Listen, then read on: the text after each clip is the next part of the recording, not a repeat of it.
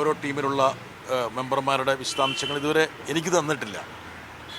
പോകണമെന്നുള്ള ഒരു അഭിപ്രായം അല്ലെങ്കിൽ അവിടെ നിന്നുള്ളൊരു ആവശ്യം റിക്വസ്റ്റ് വന്നിരുന്നു.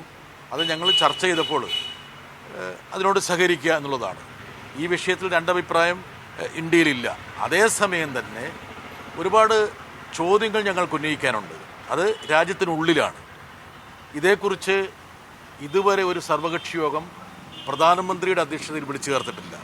രണ്ടാമത് പ്രത്യേക പാർലമെൻറ്റ് സമ്മേളനം വിളിച്ചു ചേർക്കണമെന്ന ആവശ്യത്തോട് കേന്ദ്ര സർക്കാർ അനുകൂലമായി പ്രതികരിച്ചിട്ടില്ല. ഈ വിഷയങ്ങളൊക്കെ നിലനിൽക്കുന്നുണ്ട്. ആ വിഷയങ്ങളൊക്കെ സജീവമായിട്ട് ഞങ്ങൾ ഉന്നയിക്കും. മാത്രമല്ല, ഓപ്പറേഷൻ സിന്ദൂർ സംബന്ധിച്ച് ജനങ്ങൾക്കിടയിലുള്ള ചില ചോദ്യങ്ങളുണ്ട്. ആ ചോദ്യങ്ങളോടും സർഗാത്മകമായിട്ട് സർക്കാർ പ്രതികരിക്കേണ്ട സമയമായിരിക്കുന്നു. ഒരു ജനാധിപത്യ രാജ്യമെന്ന നിലയ്ക്ക് ഇക്കാര്യങ്ങളൊക്കെ ജനങ്ങളെ അറിയിക്കണം സുതാര്യമായിട്ട്. ജനാധിപത്യം അല്ലാഞ്ഞിട്ട് കൂടി പാകിസ്ഥാനിൽ പാർലമെൻറ്റ് സമ്മേളനം നടന്നു.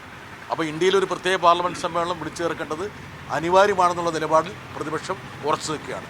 ഈ വിയോജിപ്പുകളൊക്കെ ഉണ്ട് എങ്കിൽ പോലും ഇന്ത്യയെ വിദേശത്ത് പ്രതിദാനം ചെയ്യുക എന്നുള്ള ഒരു ദൗത്യത്തിൻ്റെ ഭാഗവാക്കാകാൻ ഞങ്ങൾക്ക് ബുദ്ധിമുട്ടില്ലതാണ്. ഇപ്പോൾ കോൺഗ്രസ് ഇപ്പോൾ വെട്ടിലായിരിക്കുകയാണ്. കോൺഗ്രസ് ഇപ്പോൾ ഔദ്യോഗികമായി അവരുടെ പ്രതിനിധികളുടെ ലിസ്റ്റ് പുറത്തുവിട്ടു. ഇന്നലെ ഉച്ചയ്ക്ക് കൈമാറി എന്നാണ് ഇപ്പോൾ ഒഫീഷ്യൽ വ്യക്തമായി അറിയിച്ചിരിക്കുന്നത്. പക്ഷേ ആ പട്ടികയിൽ ശശി തരൂർ ഇല്ല എന്നുള്ളതാണ് ഏറ്റവും വലിയ വിരോധാഭാസം. കോൺഗ്രസിൻ്റെ ഒരു ആഭ്യന്തര കാര്യത്തെക്കുറിച്ച് ഞാൻ അഭിപ്രായം പറയുന്നതിൽ ഒരു ന്യായമില്ലായ്മയുണ്ട്. പക്ഷേ പാർലമെൻ്ററി കാരി കിരൺ റിജിജു എന്നെ വിളിച്ചിട്ട് ഇങ്ങനെ ഈ ഒരു ദൗത്യത്തിൻ്റെ ഭാഗമാകണമെന്ന് പറഞ്ഞപ്പോൾ ഞാനത് പാർട്ടിയുമായിട്ട് ചർച്ച ചെയ്തിട്ട് അക്കാര്യത്തിൽ ധാരണ ഉണ്ടാക്കാമെന്നാണ് അദ്ദേഹത്തെ അറിയിച്ചത്. കോൺഗ്രസ് പാർട്ടി പറയുന്നതിലും ചില കാര്യങ്ങളുണ്ട്. എന്താ കാരണം വെച്ചാൽ നമ്മൾ രാഷ്ട്രീയ കക്ഷികളെ അടിസ്ഥാനപ്പെടുത്തിയിട്ടുള്ള ഒരു പാർലമെൻ്ററി ജനാധിപത്യമാണ് നമുക്കുള്ളത്. അതുകൊണ്ട് കേന്ദ്ര സർക്കാരിന് ഓരോ രാഷ്ട്രീയ പാർട്ടിയും നേരത്തെ തന്നെ വിശ്വാസത്തിലെടുക്കാമായിരുന്നു. അവരോട് അഭിപ്രായം ചോദിക്കാമായിരുന്നു. നിങ്ങളുടെ ഭാഗത്തു നിന്ന് ആരെയൊക്കെയാണ് നിങ്ങൾ അയക്കാൻ ഉദ്ദേശിക്കുന്നത്, അതല്ലെങ്കിൽ ഇന്ന ആൾക്കാരെ അയക്കണമെന്ന് ഞങ്ങൾക്കൊരു അഭിപ്രായമുണ്ട് എന്നുള്ള കാര്യം രാഷ്ട്രീയ പാർട്ടികളോട് പറയുന്നതിൽ തയ്യാറുണ്ടായിരുന്നില്ല.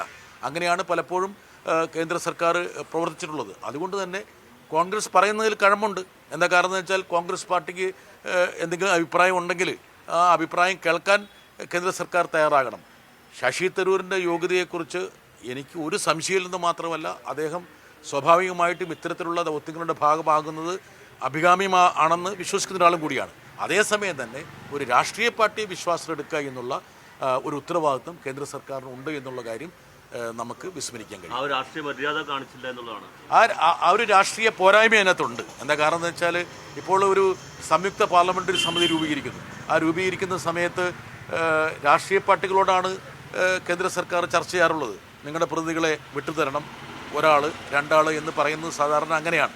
ഇപ്പോൾ ഈ ഒരു ദൗത്യത്തിന് അതിൻ്റേതായ സ്കില്ല് വേണം, അല്ലെങ്കിൽ ഡൊമൈൻ എക്സ്പെർട്ടൈസ് വേണമെന്നൊക്കെ കേന്ദ്ര സർക്കാർ പറയുന്നുണ്ടെങ്കിൽ തന്നെയും അക്കാര്യങ്ങൾ രാഷ്ട്രീയ പാർട്ടികളെടുത്ത് കൺവേ ചെയ്യായിരുന്നു. ഇന്ന ആൾക്കാർ വരുന്നത് ഞങ്ങൾക്ക് ഗുണകരമായിരിക്കും, അല്ലെങ്കിൽ ഈ ദൗത്യത്തെ പരിപോഷിപ്പിക്കാൻ സഹായകരമായിരിക്കുമെന്ന് പറയാമായിരുന്നു. ശശി തരൂരിനെ ഞങ്ങൾ ഉൾപ്പെടുത്താൻ തീരുമാനിക്കുന്നു, അല്ലെങ്കിൽ മനീഷ് തിവാരി ഉൾപ്പെടുത്താൻ തീരുമാനിക്കുന്നു, അല്ലെങ്കിൽ കണിമൊഴിയെ ഉൾപ്പെടുത്താൻ തീരുമാനിക്കുന്നു എന്നൊക്കെ ബന്ധപ്പെട്ട പാർട്ടികളോട് കേന്ദ്ര സർക്കാരിന് തന്നെ പറയാമായിരുന്നു. അപ്പോൾ പക്ഷേ ആൾക്കാരുടെ പേര് പുറത്ത് വന്ന ശേഷമാണ് രാഷ്ട്രീയ പാർട്ടികളോട് ചർച്ച ചെയ്തതെന്നുള്ള കാര്യത്തിൽ ഒരു സംശയമുണ്ട്. അതുകൊണ്ട് തന്നെ അതിലൊരു ചെറിയൊരു ഇംപ്രോപ്പറൈറ്റി ഉണ്ട് എന്നുള്ള ഒന്ന് എനിക്ക് തോന്നുന്നുണ്ട്.